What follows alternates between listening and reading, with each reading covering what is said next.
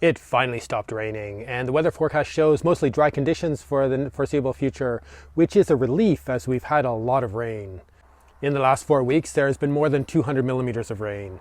That's more than double the rainfall we would expect in a month at this time of year in this part of Ireland. And there's been almost a month's worth of rain in the last week. At the moment, the ground is fairly saturated, with lots of water in the catchment basins and swales in around the houses of our community, and the stream in front of our house is very high.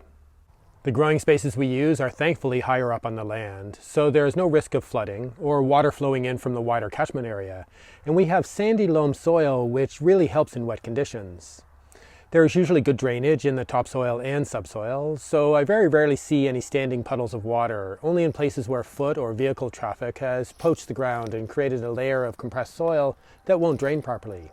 And I have not seen any erosion, with water flowing across the surface of the soil, at least in the area of the gardens. After a heavy rainfall, there is often puddles of water at the sides of the polytunnel, which is to be expected as a lot of water will flow off the side of the plastic, and there isn't great drainage along the edge with the buried plastic and all the foot traffic.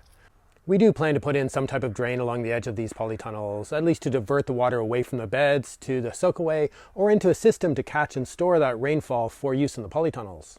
After a heavy rain, I try not to go into the outside gardens or to even walk on the paths, as this will only increase compaction and make a mess and track mud everywhere.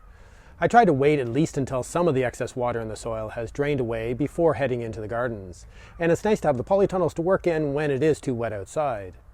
But generally, within a day or two after the rain stops, the soil will have drained enough that working in and around the vegetable beds isn't going to cause too much damage to the soil structure and isn't going to make a mess.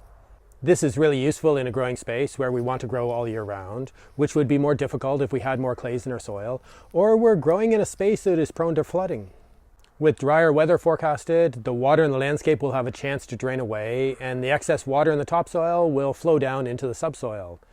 We can then return to cultivating the soil, clearing beds of overgrown weeds, removing crop remains, and preparing the beds for the start of the growing season in a few months. I want to get this work done over the winter whenever it is dry enough.